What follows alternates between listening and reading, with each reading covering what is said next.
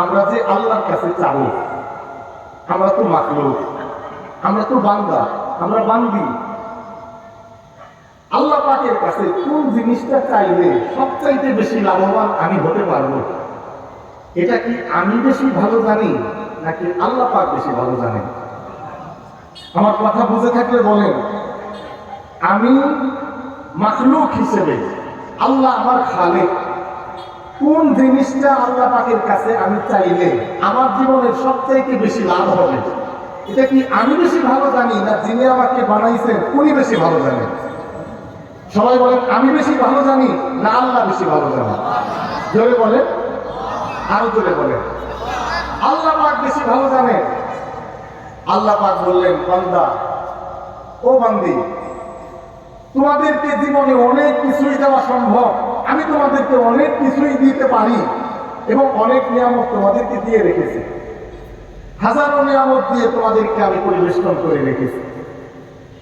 আমার বান্দা বান্দিরা শোনো, যত নিয়ামতই তোমাকে দেয়া হোক, সব নিয়ামতের মধ্যে সিরাতে মুস্তাকিমে চলা, জান্নাতের পথে চলতে পারা, জান্নাত পর্যন্ত পৌঁছে যাওয়া, হেদায়েতের পথে চলার মতো এর চাইতে দামি কোনো নিয়ামত আমি কাউকে দান করি নাই। সুবহানাল্লাহ।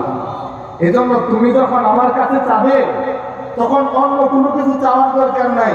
তুমি আমার কাছে বলো, ইহদিনাস সিরাতাল মুস্তাকিম, আল্লাহ আমাকে সরল সঠিক পথ, জান্নাতের পথটা আপনি আমাকে দেখাইয়া দেন। সুবহানাল্লাহ। 70 বছরের জীবনে আমি দুঃখ কষ্ট করেও পার করতে পারবো। আল্লাহ, জান্নাতে যদি ঢুকতে না পারি, জাহান্নামে যদি আমার যাওয়া লাগে, আমার জীবনের এর চাইতে, আমার জীবনের হতাশা, এর চাইতে ডিপ্রেশন আমার জীবনে আর কিছু হতে পারে না। আল্লাহ, আপনি মেহেরবানি করে আমাকে জান্নাতের পথ যেটা, সিরাতে মুস্তাকিমের পথ যেটা, এই পথে আপনি আমাকে পরিচালিত করেন। সুবহানাল্লাহ। সূরা ফাতিহার মধ্যে আল্লাহ পাক আমাকে শিখিয়েছেন সরল সঠিক পথ, জান্নাতের পথ তুমি আল্লাহর কাছে চাও। কারণ তুমি 70 বছরের জীবনে দুনিয়ার সব তুমি পেয়ে গেলে, কিন্তু তুমি যদি জাহান্নাম থেকে বাঁচতে না পারো, জান্নাতে যদি প্রবেশ করতে না পারো, তোমার জীবনের সমস্ত দেনা পাওনা সবকিছু ভেস্তে যাবে, সবকিছু গোল্লাই যাবে, যদি তুমি জাহান্নামের আগুনে জ্বলো, জান্নাতে তুমি পৌঁছতে না পারো। আরেকজন মানুষ, সে যদি সারা জীবন দুঃখ কষ্ট স্বীকার করে, সারা জীবন কষ্ট করছে, কষ্টের শেষ ছিল না, কিন্তু ঈমান ছিল। হাদিসের মধ্যে বুখারীর বর্ণনায় নবীজি বলেছেন, সবচাইতে দুঃখে ছিল যেই মানুষটা, সবচাইতে দুঃখী মানুষ, তাকে যখন জান্নাতের পাশ দিয়ে ঘোরানো হবে, ভিতরে প্রবেশ করানো হয় নাই, জান্নাতের পাশ দিয়ে একটু ঘোরানো হয়েছে মাত্র, এই মানুষটাকে জিজ্ঞাসা করা হবে, তুমি তো দুনিয়ার সবচাইতে কষ্টে ছিলে, দুনিয়ার সবচাইতে দুঃখী মানুষ তুমি ছিলে। ওই ইমানদার বলবে কি? ইমানদার বলবে, আল্লাহ তোমার জাতের কসম, তোমার ইজ্জতের কসম করে বলি, দুনিয়াতে দুঃখ কাকে বলে আমি চিনি না। সুবহানাল্লাহ। জান্নাতের পাশ দিয়ে একটু ঘোরানো হয়েছে মাত্র, এই জান্নাতের পাশ দিয়ে ঘোরানোর কারণে দুনিয়ার জীবনের সবচাইতে দুঃখী মানুষটা দুঃখ ভুলে গেছে। সুবহানাল্লাহ। আবার দুনিয়ার জীবনের সবচাইতে সুখী, হাদিসের মধ্যে আছে, দুনিয়াতে তার মতো সুখী মানুষ কেউ ছিল না, সবচাইতে সুখী মানুষ।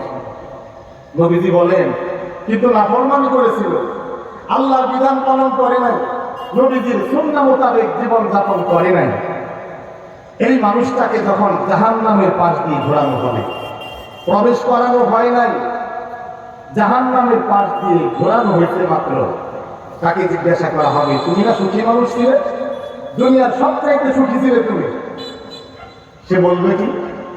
সে বলবে, আল্লাহ তোমার ইজ্জতের কসম, তোমার জাতের কসম, দুনিয়াতে সুখ শান্তি কাকে বলে আমি জানি না, আমি চিনি না, আমি চিনতাম না।